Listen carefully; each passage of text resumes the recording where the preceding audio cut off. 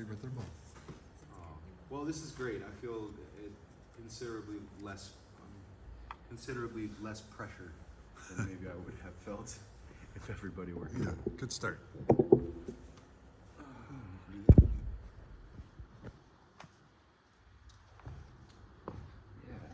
So I've called us together today because I'm really excited about the work that I'm doing in the world that I'm calling Life2Song, which is this program. It's a songwriting-based program where through meaningful conversation with people in a closed and safe container where people can actually open up and be vulnerable in the way that they speak about really important things going on in their lives, whether that's a story that they may have lived through that they may be processing from, or may have created some sort of trauma or impact in some way, for people to be able to open up and talk about these things in a vulnerable way, in a container much like you would experience if you went to see your therapist about something, because we need to express ourselves. And I'm experimenting with this concept that beyond the expression of the thing that we need to talk about, what if we could have that reflected back to us in a way that allows us to understand what the underlying message is, or what the wisdom, what the lessons are that we have to glean and gain from going through the experience in the first place. You know, you go to see your therapist and you say what you want to say, what you need to talk about, and they nod and maybe give you some opinions or offer some context and tell you how you're not different from other people, and this is what other people might go through and experience in the healing journey, But what if your therapist were able to write you a song that reflected back to you what you had said? And that's essentially what I'm doing. And I will admit, I do not have a license or educational experience or background in therapy. I'm just a musician and a songwriter, but I've lived my life as a musician, and there's a lot of life lessons and a lot of experience and exposure to different communities and different types of people that I've gone through, and that's, I think, what makes a good songwriter, is that you can take the life experience in all its dynamicism and then put it into the music and put it into the poetry and the expression with words. And I've done that for a really long time in my life, and I've written literally thousands of songs. And I realized a couple years ago in a men's group that I was a part of that I really wanted to write songs with other people that would never sit down to put their ideas and their thoughts into music. And that's a shame, because music is the universal language. It's the language of the heart, it's the language of the soul, and it's something that we can all really understand on a level beneath the words. You know, when you say I love you to somebody, it means something, but if somebody is singing their heart out and expressing the words I love you with a beautiful melody and in rhythm and harmony, it just hits a little bit differently. And so the same concept applies for, I'll just use you now as a case, as an example. When you're expressing the things that you did to me about, how you feel about your family and this place in your life now where, the kids are moving on, you're contemplating this idea of like, what am I gonna leave behind when I go? What of me, and what's the imprint that I've left on this planet? Not that that's really important. It's not why I live, but I want it to be good, if anything. Right. And how is that going to live on through my family? And Right. it's great to talk about that, but then we had the experience where you shared with me all of these thoughts, feelings, ideas, concerns, things that you were feeling. And then I did my part to listen objectively and with an open heart, and just to hear you and witness you in that. And then I took so many of your words and ideas and I just moved them, rearranged them a little bit, and put them into a song. And so there's this really simple, I'll give you an example here, this really simple idea of, you know, what'll be left when I go? You know, I think a lot of people might think about that. And then it turns into, I've been thinking about it, what'll be left when I leave? Will my boys know what they meant to me? And will the rain whisper love to the graces of my queen? If there's anything at all in the wake when I go, the greatest love I've ever known grew from seeds that I had sown. It's a simple idea, you know? And how does that make you feel right now? Just to hear. Well, as you can tell, you know, anytime I play it, I cry. But let me tell you how we got to this. So, Colin, no. Okay. Tell it. So soon after Colin joined and came to us, we were chatting and texting and just, you know, meeting each other, introducing each other, and how can we support each other in his position here. And I was sitting on the sofa, he calls me up and says, hey, you know, we start doing our, you know, back and forth, and he says, something else I'm doing here is Life2Song, and he described it. I'm like, man, that's amazing. That sounds great. You know, I'm thinking, how can the congregation support him in that? And then he says, and I want to write a song for you. Silence for 10, 15 seconds. I don't want a song about me. I don't want a song about me. I don't deserve it. I don't want it. And I'm just sitting there, oh gosh, what do I do? What do I do? So I finally blurted out, I don't know what to say. And Colin says, just say yes. I'm like, oh. And so again, I'm thinking to myself, well, I'll say yes, and I could say no tomorrow. You know, I'll just say yes. So we did it. We booked a time. We were going to meet at Moonraker during our Tuesday Moonraker gathering.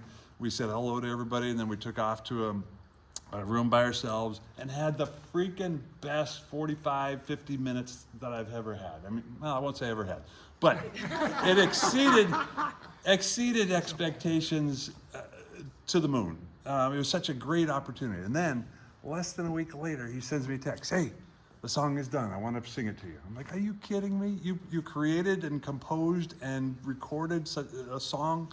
It's got to be a draft or something. And so the following Sunday or one of the next Sundays, he plays it for me over there.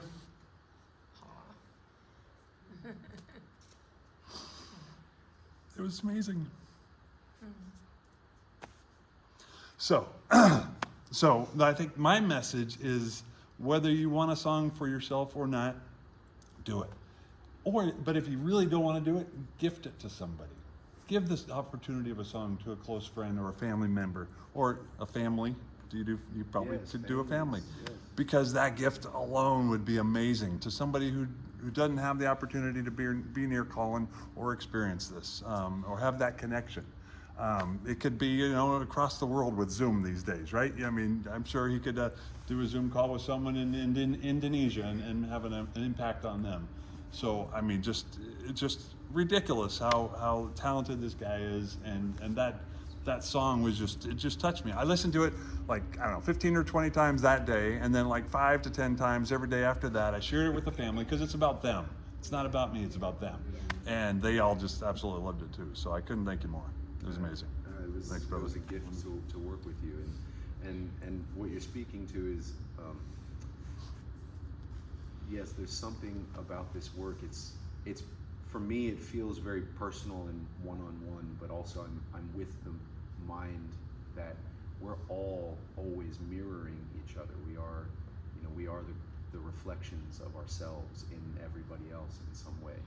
And so much of our life experience gets lost in translation, and that's part of what creates a lot of the dissonance when it comes to the way that we relate with each other on an individual, personal level to a culture to cultural level, is we just miss how we're all more alike than not, and when I get to do this work with so therefore some of the cases that I do this work are related to like issues that people have with each other. I've done this work with fathers and daughters, who have maybe not the greatest relationship, and they are at a place now where they want to heal. And how do you do that? But, you know, try to talk to each other and understand each other, and then it spirals out into another argument. You know, we've probably all been trying to heal our relationships with whoever in our lives for a long time, but we don't have the tools, we don't have the experience of, you know, having good communication skills. And so in the container, in the vessel, in the medium of music, we can kind of pierce through some of those defenses and some of those barriers to understanding that we have, because that's what music has been gifted to us by the gods for, is to help communicate on a more heart and soul level, you know? And so I tell people that what I'm really doing is not just writing songs, I'm translating the thing that you're trying to express, you know, whether it's that you're trying to tell yourself and understand for yourself, or you're trying to get this message across to, you know, maybe your family or your dad or your son or your spouse or your coworker, you know, somebody that you might have had a little tiffle with and you don't really know how to rectify it, but you know in your heart, like, there's no reason why this should be going on right now. Why are we in so much pain? We just can't connect with each other. And music is a great mode of connection between all of us. And so that's translation. It's just translating the things that need to be said into the language that we can all understand, which is music. Music is the universal language, you know? And at this point, I've probably, I'm up to almost, I want to say maybe around 175 to 200 cases where I've done this work, and I forget all of the different ones. It's so many. I have got this. I did a whole collection with people whose homes burned in the Los Angeles fires last year. A couple friends of mine wrote a spiritual memoir, life story book. I read their book and wrote a song for each chapter of the book. I've done a collection with people who have strong relationships with horses throughout their lives. That started because I interviewed an equine therapist about her relationship with horses and the healing experience that she was, you know, experiencing and witnessing in the work with other people. So I have a whole collection of those. I have a collection of songs that I've done with the trainers at my gym, interviewing and talking with them about their journeys through health and wellness, arriving at the place through all of their life struggles to get to the place where they're like, I want to take my body and my life and my health seriously, and I want to help others to embody and embrace that too. I've done this work with people grieving the loss of loved ones. I've done this with elders who just want to tell the stories of their life and deliver the wisdom and the lessons that they've learned along the way. Weddings, wrote these songs for people who are getting married, telling their love story, kind of cool. Almost translating their vows in a sense into a song, and then I get to sing it to them at their ceremony for the first time. Tears all around. At the same wedding, I wrote the song for the bride and her father to have their first father-daughter dance too. You know, that was cool. Really meaningful. People who were becoming parents for the first time, or maybe have like a little horde of small kids, and they're just like, oh my God, this being a parent thing is a lot. Kind of need to talk about it. I'm feeling so much about it, you know. Like, great, tell me about that. You know, let me write you this song, you know. And that was always a good experience. People who are leaders in their businesses or entrepreneurs who have gone through struggles, trials, and tribulations and arrived to a place of success, being able to tell that story and express how meaningful the journey has been and how meaningful what they do in the world is, and in a way be able to translate that and communicate that to the people that they work with is such a gift. You know, imagine if you were a boss or a CEO of a company, and you care so much about it, and you hold the vision, and you have all these people working for you. How would you know that everybody's on the same board and like, or on the same page, and like really kind of amplifying the vision and the intention of the mission of what you started, how could you communicate that? And if you're not a great public speaker, if you're not willing to go and individually connect with each person and like really get to know people, this is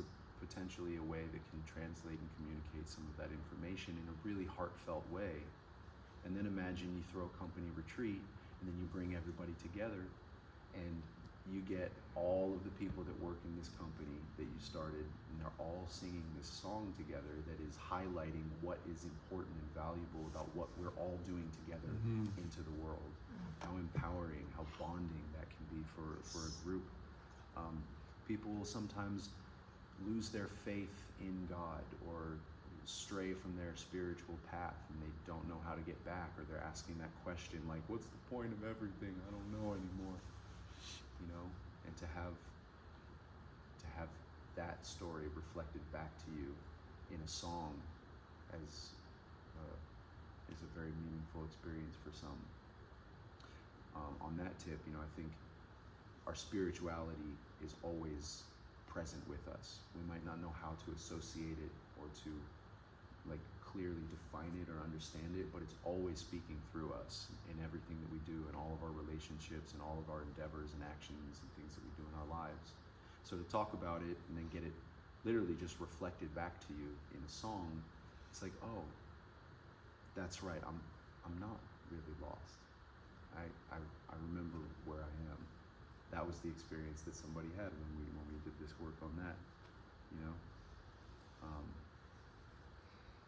Love, beginnings and endings. Relationships are big, and they create a lot of experience for people. You're getting into a new relationship, and you got to talk about it with all of your friends. You're getting out of a relationship, and it just hurts like hell. And you got to talk about it with all of your friends. Well, this is where I'm saying talk about it with a songwriter who can give it back to you in a way that maybe helps you to process and understand what the point of it all, what the lesson is. So many other cases and examples of how and where I've done this work with people, and it's all been a really positive experience. I mentioned in the men's group that I started this in, I just wanted to go around and write a song with each man in the men's group about what does being a man mean to you, what's important here. There was like 150 people in that group in Los Angeles. Jeez. I did not get to everyone. I wanted to get to every single one of them. I got through about a dozen of them, and then I realized, oh my God, I need to take this everywhere.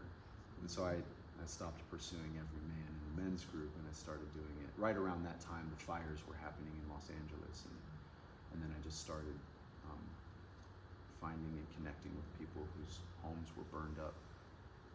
And I'll say, here's an example of one of those pieces, and this is just a fun one. And this guy is a blues musician, and he has such a great attitude about everything. His home burned down. The urn that held his wife, who had died several years before, was in her ashes were on the mantle. All of his personal possessions and things he collected from all around the world. But he's like, I feel like it's all meant to be. It's all for, everything happens for a reason. So we talked about this, and I was like, all right, I'm gonna write you a blues song. I was breathing while my angels are crying for me. I said I was breathing, trying to move this energy.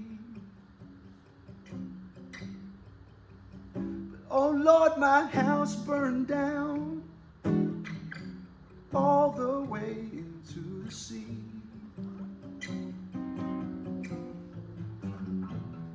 I was traveling when that fire came through town. Said I was traveling, such a tragedy I wasn't around. Now my old lady, may she rest in peace, her ashes all spread on the ground. You can set my life on fire, take all my material things.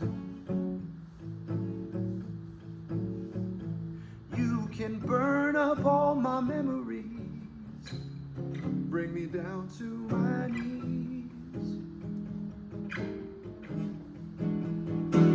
But with every breath I breathe, the more I believe there is a reason, there is a reason for everything.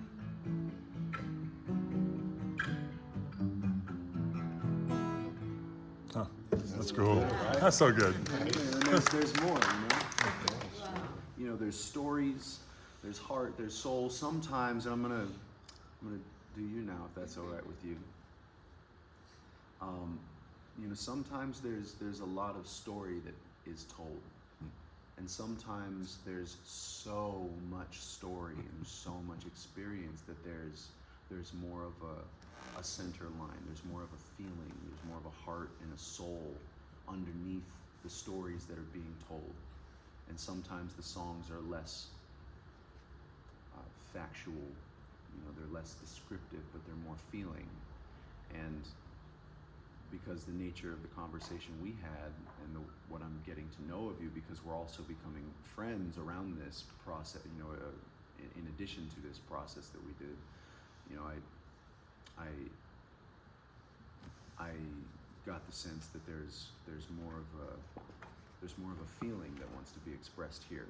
And quite honestly, and I have done this before, where through an interview I'll create multiple pieces, because there are so many different angles, and there's some really clear lanes where the songs want to live. So yeah, this is just, I think, one of a few pieces I could probably write for you, John. But yeah. And yeah, so this will be also the first time that John is hearing this song. And I hope you enjoy it and take it as it is with no expectations.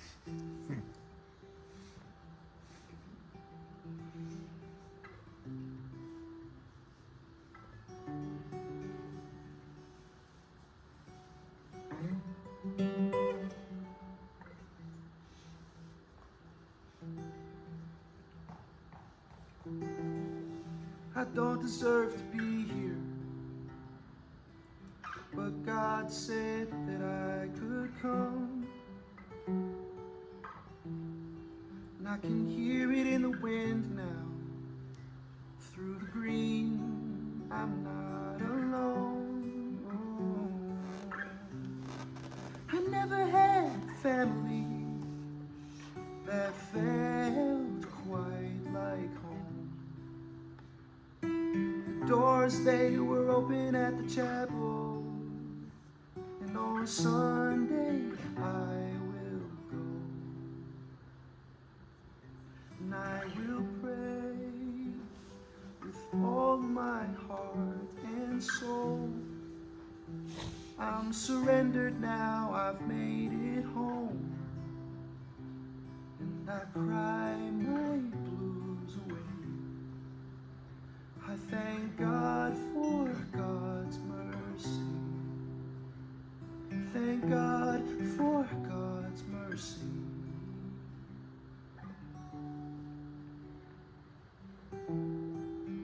I am not broken,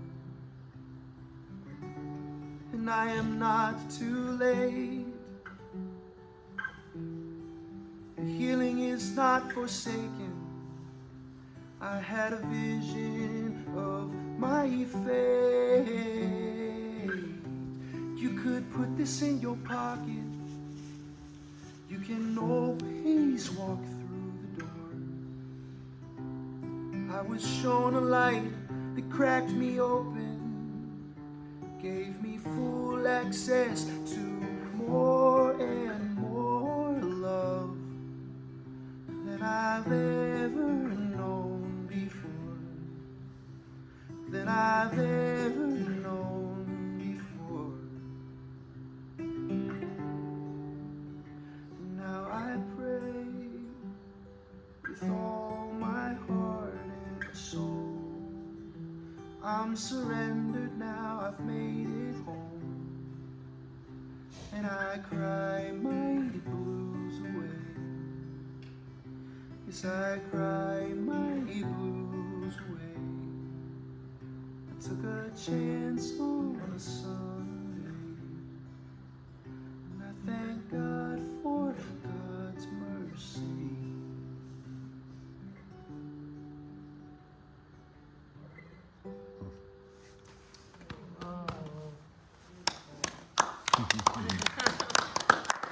I'm crying and I don't even know you yet. It's beautiful. Uh-huh. Right on. Crazy. Hits it. Thank you. You're welcome, John. I could get up and hug you, but I don't want to. Afterwards. That's good. Yeah. You heard me. There was there was a line or two in mine where he said something. He referenced Tom. Like, what the heck? I don't. What? And then I reflected on the conversation and oh shoot, I remember. I talked about Tom, a coworker. We had a nice conversation one time. He pulled that out of it. He just captures so much of the conversation and does it so well. I believe you will agree. And like you said, it's a mirror. You're bringing it back to us, and I love that. I love that you go. Oh, you guys.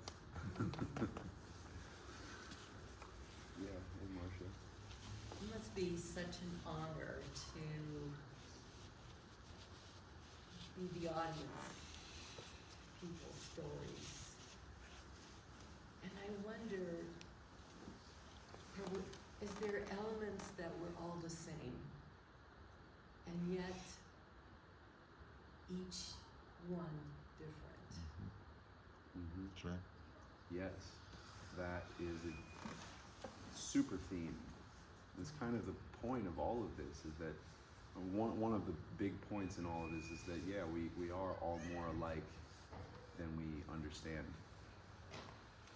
But how do we get to understand that? How do we get to know that and learn that, and in doing so ease some of the pressure to be alive in the world today that we live in?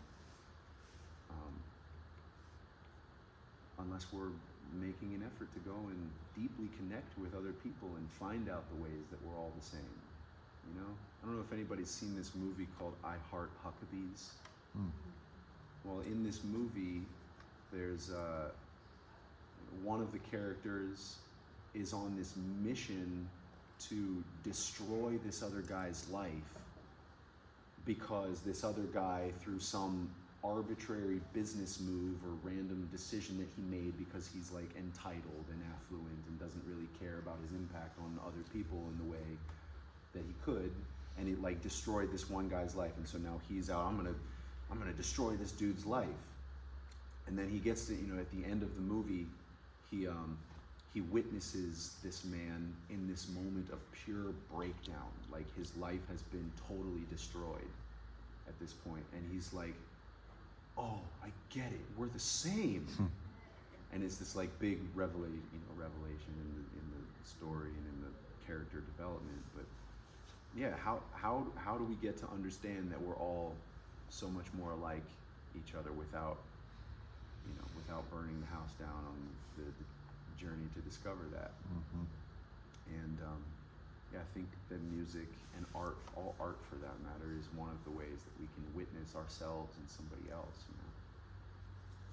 and the conversation that the pieces can then in turn spark and catalyze gives us more opportunity to connect more deeply with each other and understand again how we're just all really the same.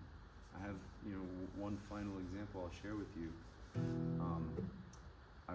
There's some friends of mine who endeavored to put together a gathering at their home that was going to be dedicated and oriented around we're all together here in life. We should all just be loving each other and supporting each other and recognizing the gifts and the value in everyone no matter what. So we're gonna have a party and we're gonna dance and we're gonna feed each other and we're gonna play some music and we're gonna play some games and just connect.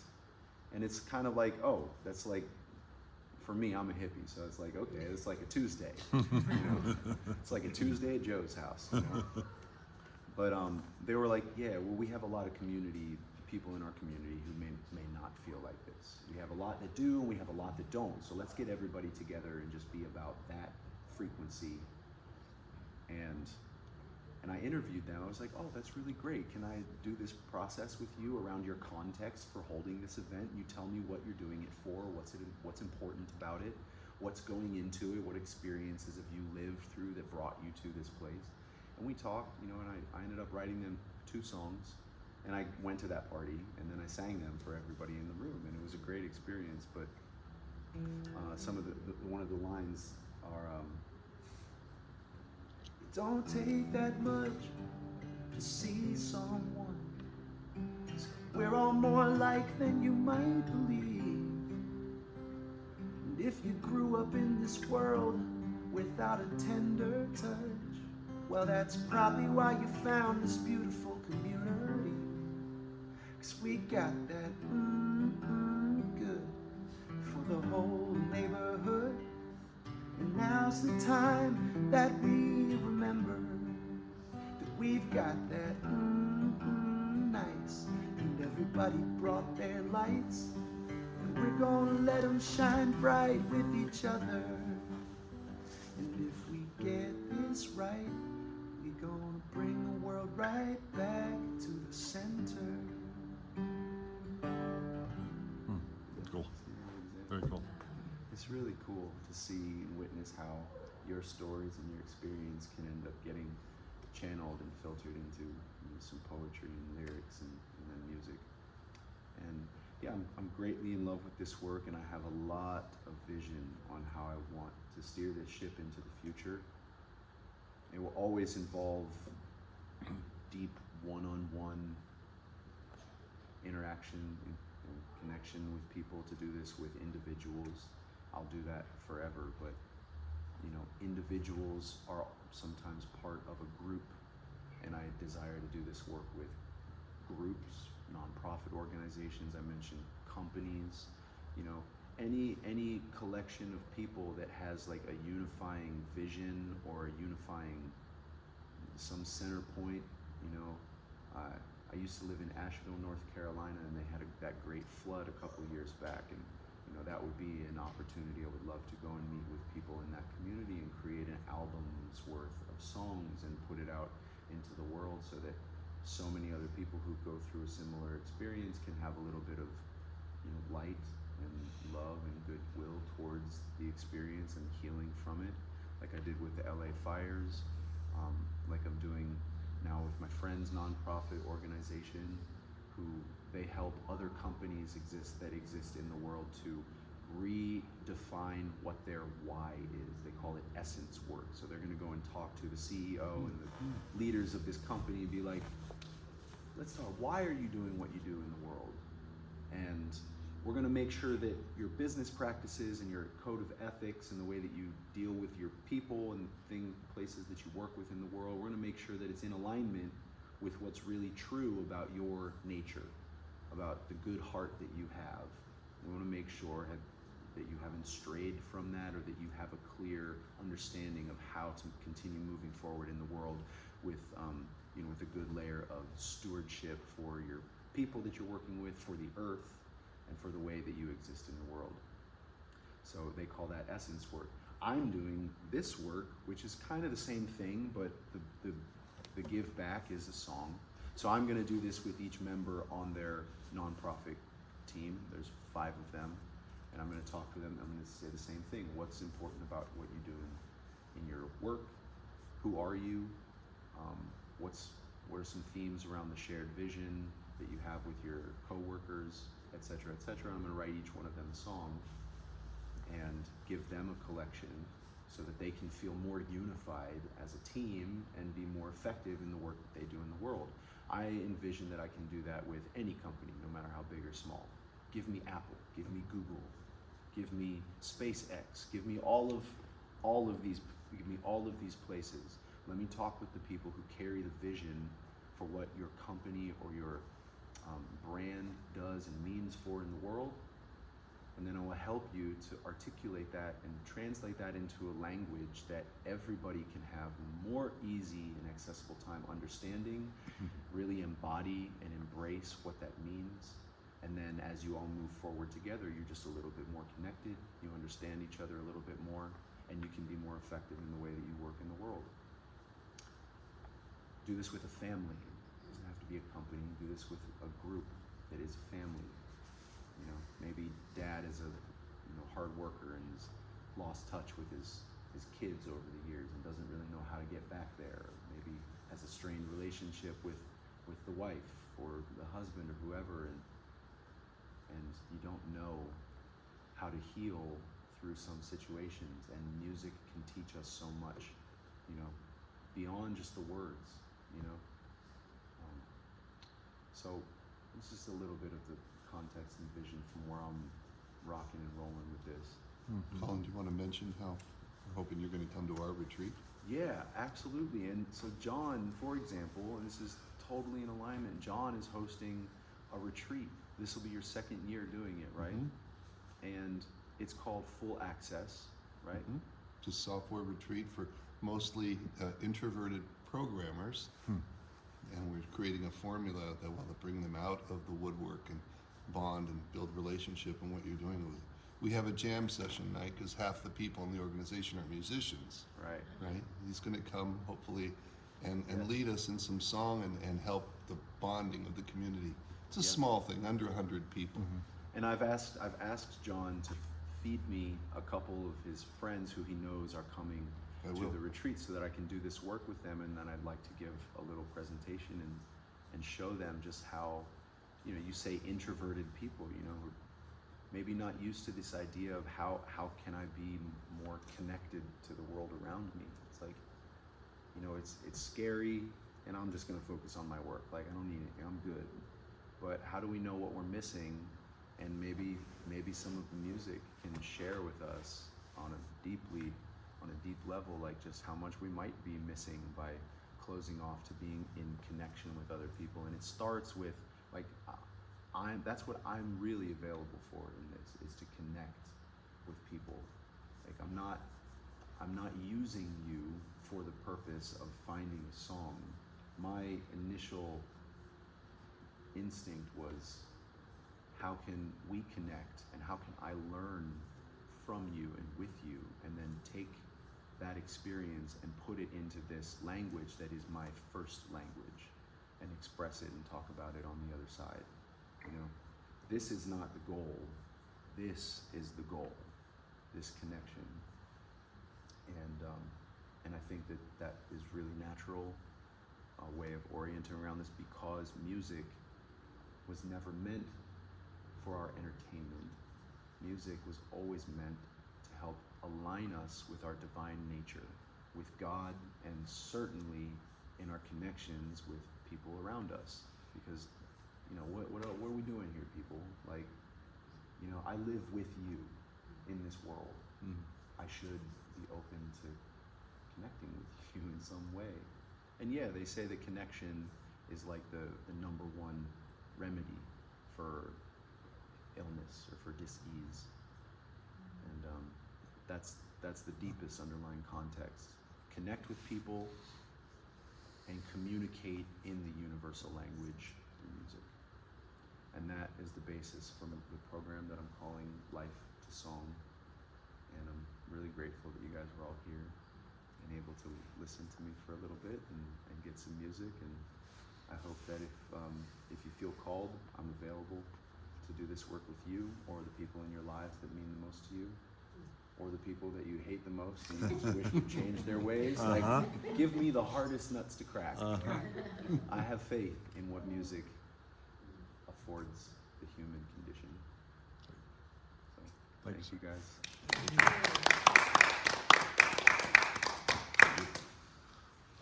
Does anybody have any questions or reflections or anything that they want to say right now before we go? Colin, thank you. In thinking this through and looking at my own life, I see it in a different perspective. And I thank you for that. It's open again. Good. That's beautiful. Thank you. As someone that does smart therapy with people with disabilities and those with moderate dementia, I can just see a world of how this would work. But also with art. And my mind is just kind of going crazy because I know there's people that see music in colors. And I'm wondering how we can kind of connect that. It'd be wonderful to either have the person develop their own art to your song, or, you know, I could help with that situation. I don't know, but it just intrigues me. That's the point. I mean, the possibilities are literally endless. I mean, these things, the art, the colors, the music, the words, they're all tools. You know, and we're monkeys and we have tools and we get to figure out all the different ways that we can use them in combination or in succession to like just, you know, get the life experience that we're gonna get. It's funny you say that because I did meet somebody down in Los Angeles once who kind of does a similar thing, but as they are working with somebody, they're painting, you know, a picture, you know, like on a canvas. And so they're kind of like distilling the essence of your thing into this like image with colors and shapes and stuff.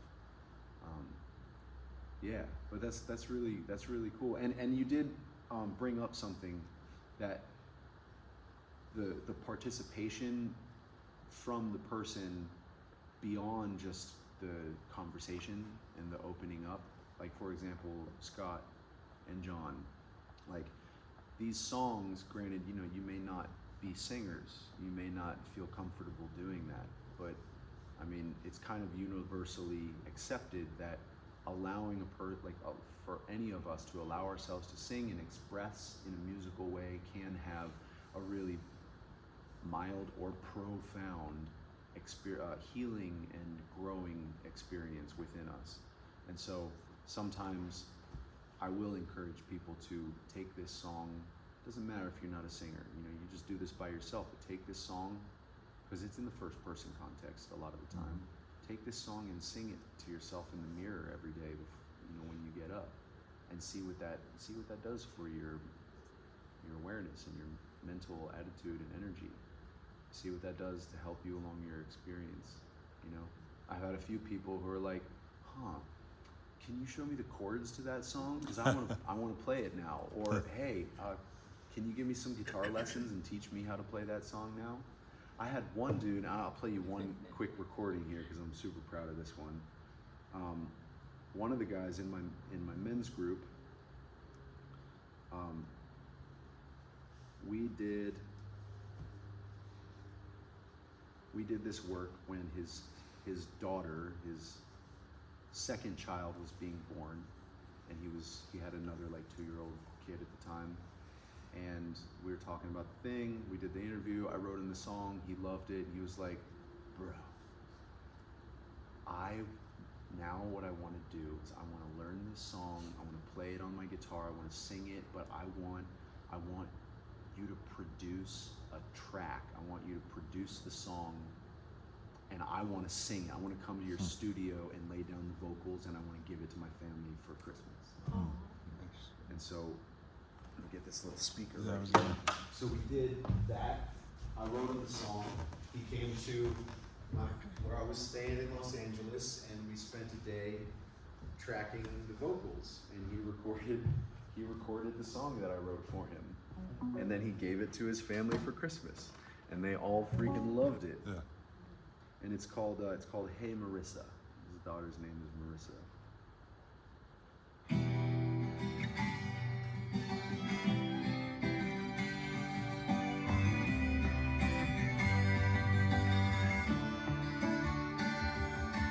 You look just like me. Your first day as a baby. Call me crazy, but I think I'm in love all over again. My little lady, that for me you'll find safety, but no one stays a baby for long. The world that you have come to is full of love and deep truth. From battlegrounds to classrooms, whatever you choose, I encourage you to help things get better. May you always remember, work hard and work together. I'm proud of you. There's something you should know. The journey is yours, but it won't be alone. Hey Marissa, he's coming with ya. Go find your hallelujah. You and your brother from sea to adventure. I'm just gonna love you both forever. And I'll be cheering you on with your mother. And we're always gonna be there for each other. Hey Marissa. That's cool. Nice. That's cool. Sample, you know? How old is Marissa now? Well, that's what I got it confused. Marissa was his 2-year-old, so he was writing, he was expressing and kind of like saying how he was feeling to his daughter about bringing her a new baby brother. Okay. So that's the chorus. Hey Marissa, he's coming with go find your hallelujah, you and your baby brother. Yeah. And I'm just gonna, I'm your dad. I'm just gonna be here loving you forever and cheering you on with your mother. That's cool. Beautiful. So that's that, folks. Beautiful. Hey, Wonderful. Thank you. Thank you guys so much.